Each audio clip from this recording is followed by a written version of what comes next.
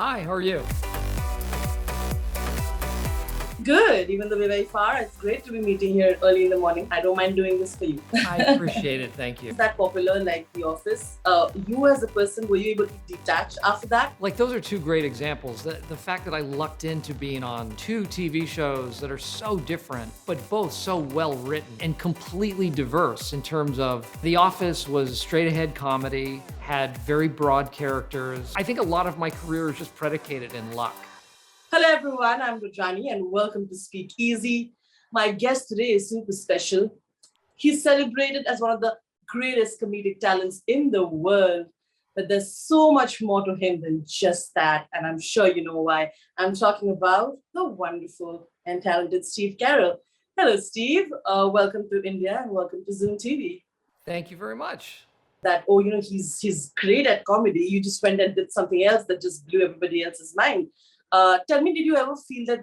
Did you ever felt that they were trying to box you, and did you try to question yourself in that way? I don't think. I mean, I've been very lucky to have been able to do a lot of different types of parts, and some are comedic, some are dramatic.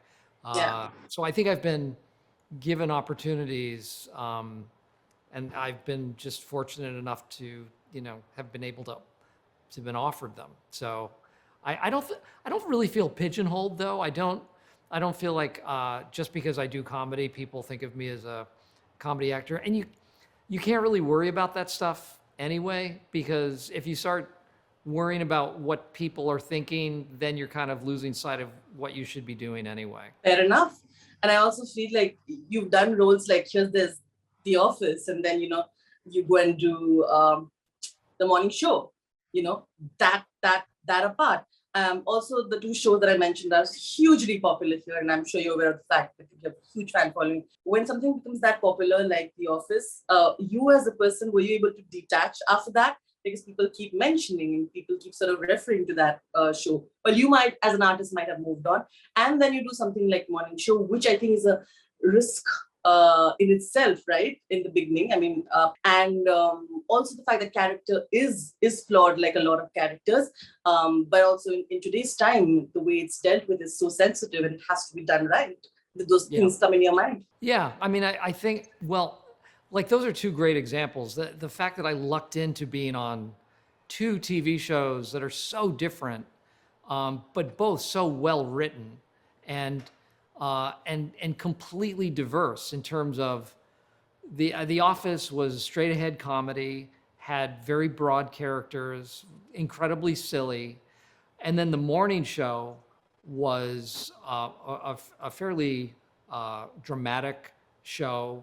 I was playing a character that wasn't particularly nice, or somebody that certainly wasn't a character that audiences had much of an affection for, but both of them had so much value to me in terms of being able to portray something uh, and just try some. They're just so different, and for an actor to be given the opportunity to do things that were that different, I feel really, really lucky.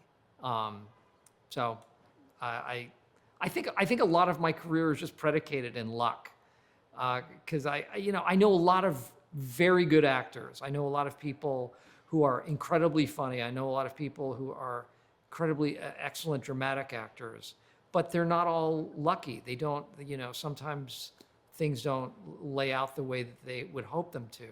And I mean, so far, I, I I've been afforded some opportunities that I can only attribute to good fortune.